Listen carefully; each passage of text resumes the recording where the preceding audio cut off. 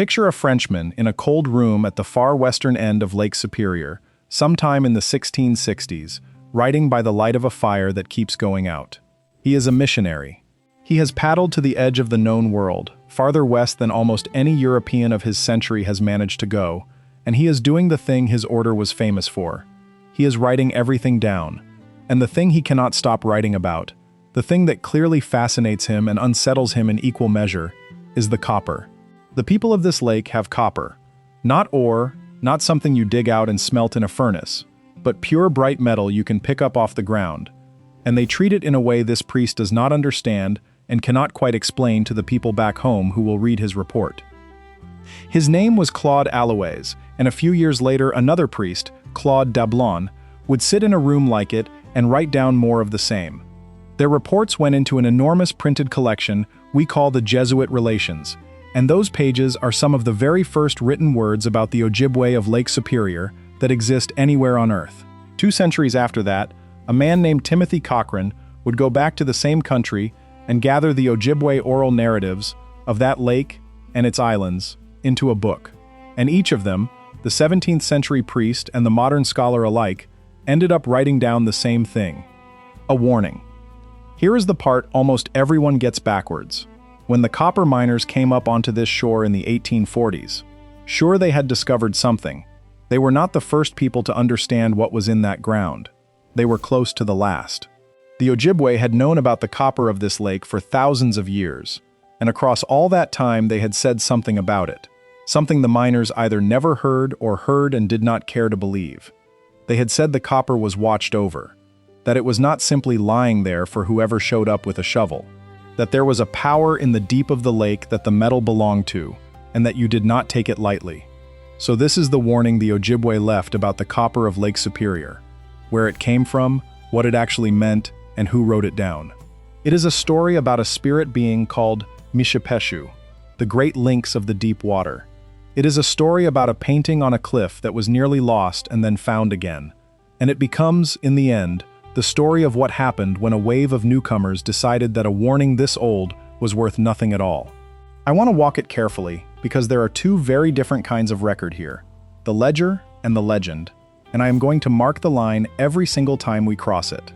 Let me start with the priests, because the priests are where this stops being something you have to take on faith and turns into ink on a datable page. The French came late to the western end of Lake Superior.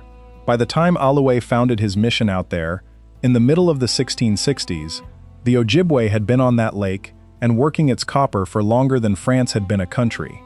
Aloy and Dablon between them traveled that whole shoreline in those years, and they were watching everything, because watching and reporting was the job, and the copper snagged their attention almost immediately, for a very practical reason. A source of pure metal you did not have to cook out of rock, was worth a fortune to a king. The Jesuits knew it. Their sponsors back in France knew it. So when the priests started hearing about shining lumps of copper scattered along certain shores, and about masses of the stuff so large they had become famous up and down the lake, the churchmen leaned in and started asking questions. The pull was real and immediate. Aloy himself, when he came back east, carried pieces of that Lake Superior copper with him to show the authorities in Quebec, lumps of pure metal heavy enough to make an official sit up and take the report seriously, proof that the stories were not just stories. And the priests kept hearing about certain masses in particular, single pieces of native copper so enormous and so pure that people spoke of them from many miles off, that sat on shorelines and riverbanks as landmarks and, plainly, as something more than landmarks. The Frenchmen wanted those. They wanted to know exactly where they were and how you would get them out and down the rivers to a ship bound for France. And the harder they pushed toward that one question, the more the answers dried up. And here is the first thing the record quietly shows, before we get anywhere near a spirit. The people did not want to answer. Again and again, in these accounts, the Ojibwe hold back. They are careful about the copper, slow to say exactly where the best of it comes from, reluctant to lead a curious Frenchman straight to it. Dablon admits, it almost with a shrug, in a line his editors preserved, that he had gotten his information about the copper mines out of the people by artifice. By artifice. Sit with that word for a second, because it tells you the shape of the whole thing. He had to trick it out of them. He had to work around a wall of reluctance to get a straight answer about where the metal was. The knowledge was guarded, and a people does not guard the location of ordinary rock. You guard the things that matter, the things that are dangerous, the things that are sacred. The reluctance itself, written down by a man who was frustrated by it, is the first piece of the warning. Now watch what the priests write about why. They notice that the Ojibwe keep pieces of this copper, single lumps and nuggets, wrapped up among their most precious possessions. Not spent, not traded away, not hammered into a fishhook, but kept, the way you keep a thing you would never dream of selling. Alloway records that some people had held on to the same piece of copper for more than 50 years, and that others had carried theirs in the family from a time beyond anyone's memory, handed down parent to child across so many generations that no one could say where it started. And he reaches, in his own Catholic vocabulary, for the only words he has to describe how they treated it. He writes that they cherish these pieces as household gods, as divinities, as gifts, he says, given to them by the gods who dwell beneath the water. I want to be exact about what that sentence is, because being exact about it is the entire point of this video. That is a 17th century Catholic priest, who does not share these beliefs and frankly disapproves of them, trying to write down in French what Ojibwe people told him about their own copper. It is oral tradition, caught second-hand, pressed onto a page through a stranger's hand and a stranger's language and a stranger's religion. It is not a perfect record. A modern anthropologist would wince at half of how it was gathered. But it is an old record, and in one narrow sense an honest one, because Alloway had no motive at all to invent it, and every reason to find it foreign and troubling. He was not trying to make the Ojibwe sound wise. He was trying to describe something that puzzled him. And what puzzled him, what he set down almost against his own instincts, is unmistakable. To these people, the copper was sacred. It carried a spirit. It came from beneath the water, and the powers beneath the water had given it, and a gift like that came with obligations attached. Then Dablon writes down the story that carries the lesson, and this is where the warning gets its teeth. He describes an island of copper somewhere out in the lake, 40 or 50 leagues from the rapids at the outlet, off toward the north shore, near a place the people called Mishapeshu, a famous island, heavy with pure copper. And he records that the island was strange, that the people said it seemed to float, to be near at some times and far off at others, never quite where you had last seen it, so that men who went looking for it could not always find it. And he sets down what happened to those who did reach it and helped themselves to the metal. They took the copper, and on the way home they died. Not in a battle, not in a storm the priest could name and explain away. They simply began to die, one after another, until the copper they had carried off had cost every one of them his life, and the last man lived just long enough to tell what had happened before he went too. And here is where we cross the first line, so let me plant a flag on it. Everything up to now sits in the Jesuit record, in print, datable to the 1660s and 1670s, gathered by two named men whose lives are a matter of history. The priests recorded reverence for the copper, reluctance to reveal it, and a story that taking it from that island brought death.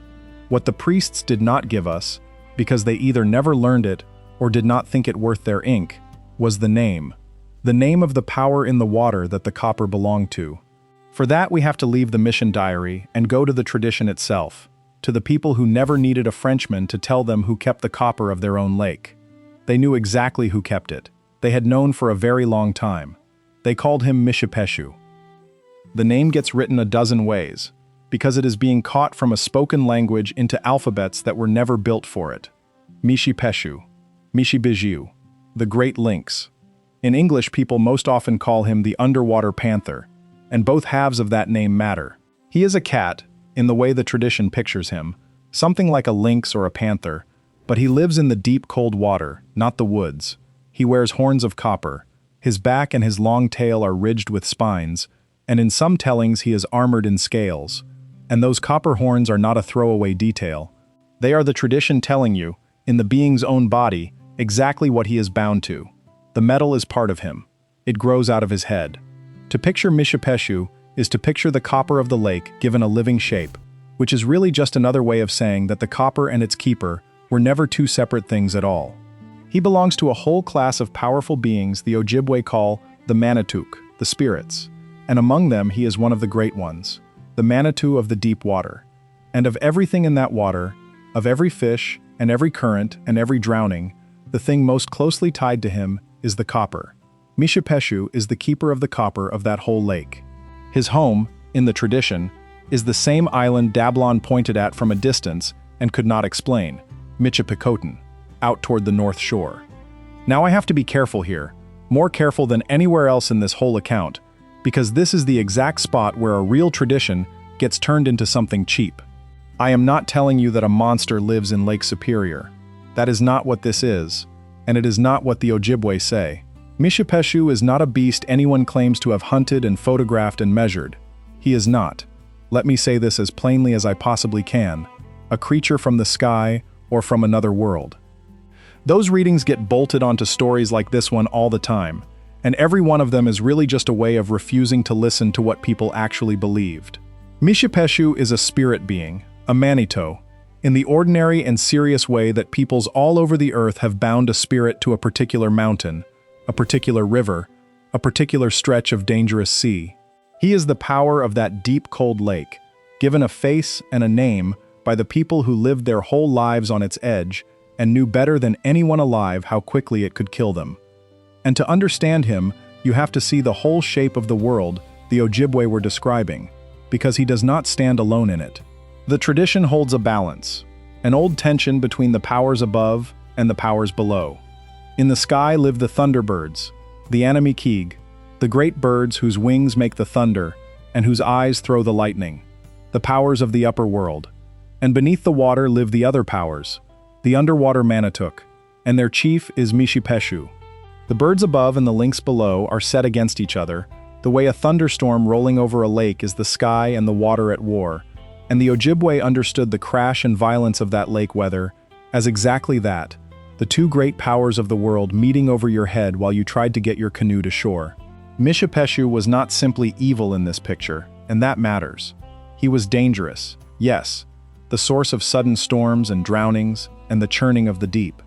But he was also part of what held the world in balance, a power that guarded the waters and let the fish and the life in them flourish. You did not hate him. You respected him, the way you respect a thing that is far larger than you and entirely capable of ending you, and you kept up your side of the relationship so that he would keep up his. Lake Superior earns that kind of respect. It is enormous, an inland sea you cannot see across, and it is cold enough all year to stop a heart in minutes, and its weather can turn from glass to fury in an afternoon. A person who paddled that water in a birch bark canoe understood, in his body, and not just his head, that something in the deep did not care whether he lived or died. Mishapeshu is the name for that understanding. He is, in a way, the truest thing anyone ever said about Lake Superior, which is that it is powerful, and it is beautiful, and it will drown you without a second thought and without a trace. And once you see him as the power of the water, the copper makes complete sense. The copper came out of the deep places, out of the shores and the islands that sat inside his domain. It was, in the plainest possible terms, his. And so you did not simply take it. This is the warning, stated the way the tradition actually states it, and it is not the padlock and curse version you might be bracing for. You could use the copper. People did use it, for thousands of years, the same copper their ancestors had drawn from that ground since before anyone could count the years. But you approached it the way you approach something that belongs to a power far greater than yourself. You asked. You gave something back. When Ojibwe travelers crossed the open water, they offered tobacco to the lake before they ever pushed off from the shore, a small gift laid on the surface for the being beneath it, a plain way of saying, "We know whose house this is, please let us cross it." And that offering was not a one-off trick to buy safe passage across a bad stretch of water. It was one small instance of a whole way of seeing the world. To the Ojibwe, the world was not a warehouse of resources sitting there for the taking. It was full of persons, most of them not human. The lake was a person. The copper came from a person. The bear you hunted, the whitefish you netted, and the very tobacco you offered were all bound up together in a web of relationship and obligation, in which nothing was simply grabbed and everything you received had to be answered with respect and with thanks. Crossing the water, you thanked the water. Taking a life to eat, you thanked the life. And drawing copper out of the deep, you acknowledged whose copper it had always been. And the copper worked the same way.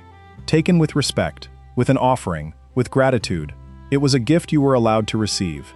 Taken carelessly, taken greedily, taken as if it were nobody's and free for the grabbing, it was theft. Theft from Mishapeshu himself. And the tradition is clear about what theft from the Great Lynx brought down on the thief. It brought exactly what Dablon wrote in his diary, without ever knowing the name. It brought misfortune. It brought the water's anger. It brought death on the way home. That is the warning. Not a fence, not a hex, but a relationship, with a hard limit built inside it. The copper of this lake is watched over. It is not yours for the taking. Come to it with respect, or do not come to it at all. If you're new here and enjoying this kind of historical depth, subscribe so you don't miss the next one. And the remarkable thing, the thing that lifts this out of a story a skeptic can wave away with one hand, is that the Ojibwe did not only speak this warning down the generations, they painted it. They put it on the rock, in a place you can still visit today, and that painting is the second great record in this story, and it very nearly did not survive to be read. Go to the eastern shore of Lake Superior, into what is now a provincial park in Ontario, and there is a sheer cliff of gray rock that drops straight down into the water.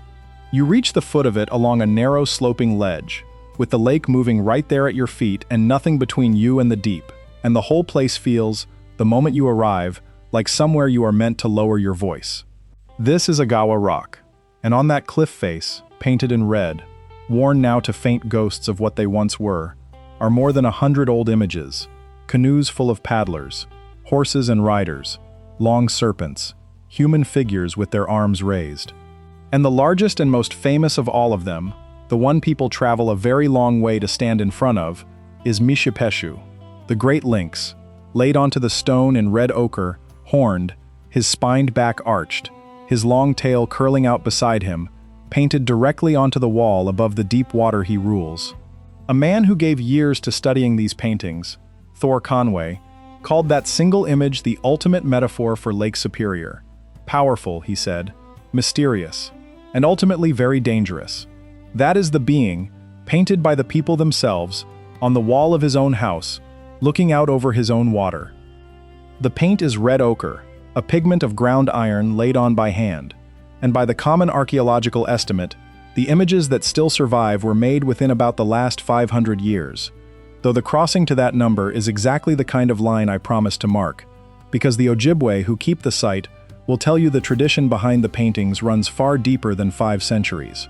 One of them, a man named Rodney Ellie, describes the paintings as visions, put on the rock by ancestors who had fasted and gone out alone to seek a vision and come back carrying something that had to be recorded. Helpers, he calls them, images meant to support the next young person who came to that hard place to fast and seek in their turn. His grandfather, he says, told him the paintings had simply been there forever, and that is worth holding on to with both hands, because it is a living Ojibwe voice, in our own time, telling us what the rock means from the inside. This is not a dead tradition that outsiders are digging up and guessing at. It is a living one, and its keepers are still here, still speaking, still able to tell you why the lynx is on the wall and what he is doing there. But here is how close we came to losing the thread that leads out to that wall, and it is the part of this whole story I cannot stop turning over. Because the paintings are hidden. That cliff is not on any easy road. For a long stretch of the 20th century, outside of the Ojibwe who had always known it, almost nobody could say for certain where the Agawa paintings were, or whether the famous lynx was even still up there on the stone at all. The knowledge of the exact place had thinned almost to nothing among the people who write history books, and the only reason it got recovered is a chain of people who bothered to write things down, each one catching the record in his hands just before it fell. Go back to the middle of the 1800s. An American ethnologist named Henry Rowe Schoolcraft, who spent years among the Ojibwe and married into an Ojibwe family, was collecting everything he could reach about their traditions, at a time when a great deal of it had never been written at all. And he sat with an old and greatly respected Ojibwe chief named Shingwa Konsei, a man who had been born back in the 1700s and who carried in his memory an enormous store of the old knowledge of that shore. And Shingwa Konsei, from memory, drew for Schoolcraft on a strip of birch bark a set of the symbolic images and told him the account that went with them. And the account was the record of a crossing, A leader the tradition remembers as Mayangun had once taken a party of men out across the open water of Lake Superior, which was one of the most dangerous things a person could attempt anywhere on that lake, and had reached the far shore and come back alive, under the protection of the powers of the water. The canoes painted on the Agawa cliff are that crossing, and the great lynx painted there beside them is the power that let it succeed. Sit with that for a moment, because it tells you something about Mishapeshu and about the warning that a bear curse story would hide from you completely. The same being who let those men who stole his copper die on the way home also carried an entire war party safely across his lake, because that party crossed it the right way, with respect, asking his leave. He was a power you could stand in right relationship with, or in wrong relationship with, and the whole of your fate hung on which one you chose. That is a very different thing from a monster that kills on sight, and it is worth keeping straight. Schoolcraft put those birch bark drawings and that account into his published volumes. He had no way of knowing he was building a map. He thought he was preserving a curiosity for scholars. What he was actually doing, sitting there copying an old man's finger drawings off a piece of bark, was writing down in the 1850s the one key that would let someone find the painted rock itself 100 years later. Because 100 years later, someone went looking. His name was Selwyn Dewdney, and he is very nearly the whole reason we can talk about Agawa at all. Dewdney gave the last decades of his life to the rock art of the Canadian Shield, tracking down site after site along those endless northern shores, sketching and tracing and recording paintings that were fading off the stone and slipping out of living memory at the very same time. People came to call him the father of that entire field of study, and when he set out to find the Agawa paintings, what he had in his hand to guide him was Schoolcraft's old published record, the images Chief Xinghua Konsei had drawn from memory onto birch bark the century before. Dewdney took that 100-year-old sketch and used it as his chart, and he searched, and he searched, and it took him more than a year, over 14 months of looking along that broken shoreline, before he finally stood on the ledge in 1958 and looked up. And there was Mishapeshu, still on the wall, red on the gray rock, exactly where the tradition had always said he would be. Think about that chain for a second, because it is the entire point of why I wanted to tell you this. A living tradition, spoken and painted for uncounted generations. An old chief who drew it out of his memory onto a scrap of bark for a visitor. An ethnologist who printed that drawing without ever fully understanding what it was. A researcher who used that printed drawing a full century later to walk back to the actual rock and lay his own eyes on the painting and confirm it was real and still there. Every single link in that chain was one accident away from breaking.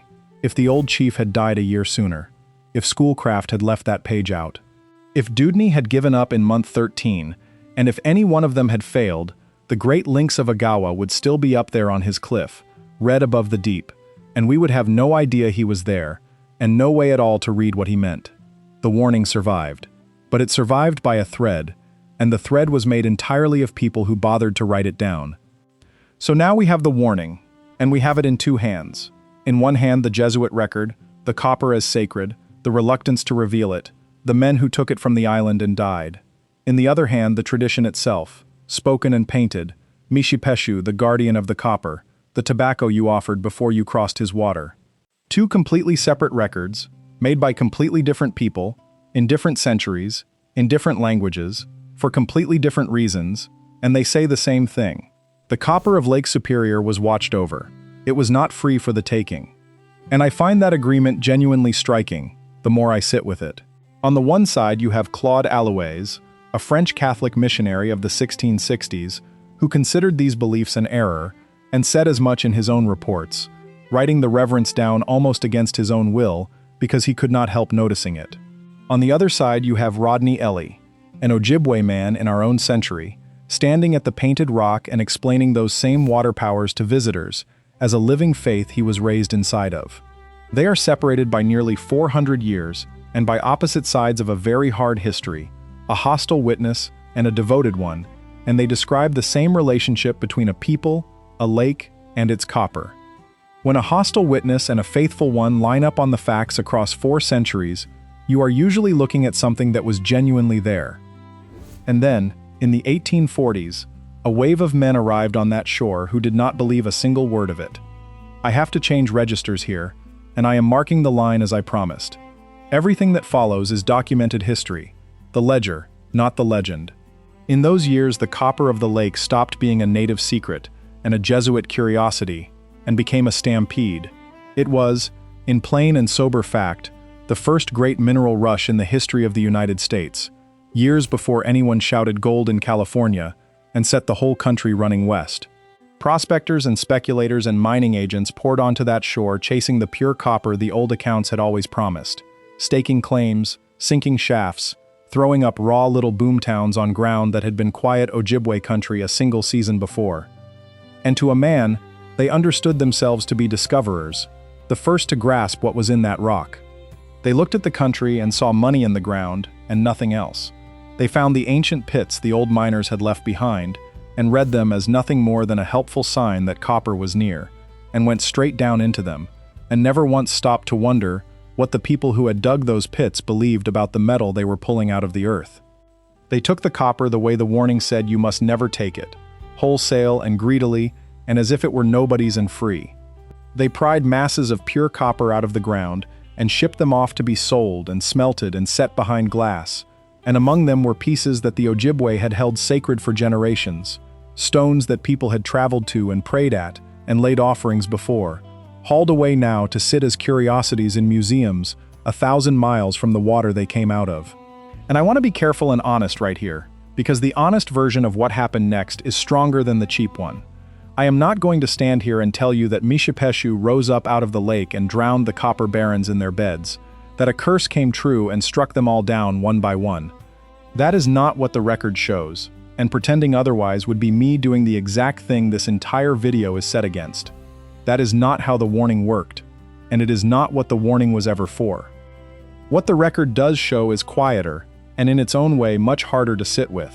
The warning was never really about a single thief dropping dead on the water. That was only the sharp point of it, the story you told so that the lesson would land and stick in a child's memory. The warning underneath that story was about an entire way of living with that lake and that copper, a relationship thousands of years deep, in which the metal was watched over and approached with respect, and understood to belong to something far larger than any one man's want. And that, the relationship itself, is the thing the rush actually destroyed. The miners could not even see the thing they were breaking, and no spirit had to lift a finger for the breaking to be done. You cannot honor a limit you refuse to believe exists. They dug the copper out of a sacred lake as if they were cracking a bank vault, and the loss was not written in bodies at all. It was written in everything that quietly went missing while they did it. The offerings that stopped being made on those shores. The knowledge that stopped being passed from one generation to the next, because the people who carried that knowledge were being pushed off the very ground where it lived and had meaning.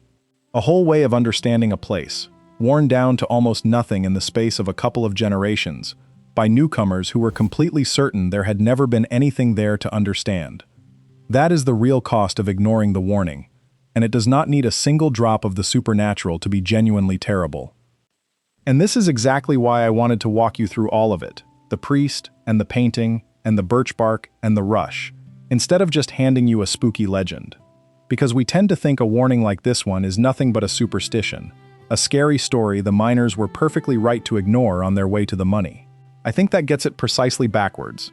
Strip away the question of whether a great lynx literally swims under the ice, which is not even the question the tradition is asking, and look hard at what the warning actually said. It said this metal is not simply here for you to take. It said the lake it comes out of is powerful and dangerous, and deserves your respect and your caution. It said there are limits in this world, and consequences for crossing them, and that you are not the center of everything. Every single one of those statements is true. The men who laughed at the underwater panther went on to drown in that lake by the hundreds in the years that followed. No spirit reached up and took them. They drowned because Lake Superior is exactly as powerful and as unforgiving as the Ojibwe had always said it was. The warning was right. It was right in the way that actually matters. It was simply wearing a face the newcomers refused to look at long enough to understand. And none of this is only in the past tense, which is the part I most want to leave in your hands. Mishapeshu is still on the wall at Agawa, red on the gray rock above the deep water, and people still make their way out along that ledge and stand in front of him and go quiet without quite meaning to. The Ojibwe are still here, still on that lake, still able to tell you who keeps its copper and why you offer tobacco to the water before you cross it. Taking copper from the old sacred places is still, for many Anishinaabe, a thing you simply do not do. Nobody has to write it in a book. You know it the way you know 100 things you were never formally taught. The warning did not die with the copper rush. It outlasted the copper rush.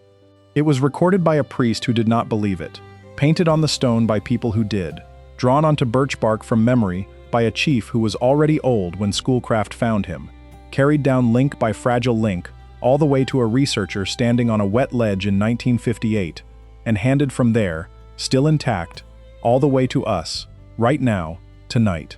Before we close, if these old stories and the people who first wrote them down are what you came for, the final boss tier at $9.99 gets you members-only videos plus your name in upcoming uploads. Boss tier at $4.99 for early access. Link in the description. Thanks for watching to the end. The copper is still down in that ground. The lake still keeps it, exactly as it always has, and it is in no hurry to give it up. And the warning the Ojibwe left about it is still true, still painted on the rock for anyone willing to walk out to the water and read it. The metal was never simply there for the taking. It never will be. All it ever cost, in the end, was everything the newcomers were far too sure of themselves to keep.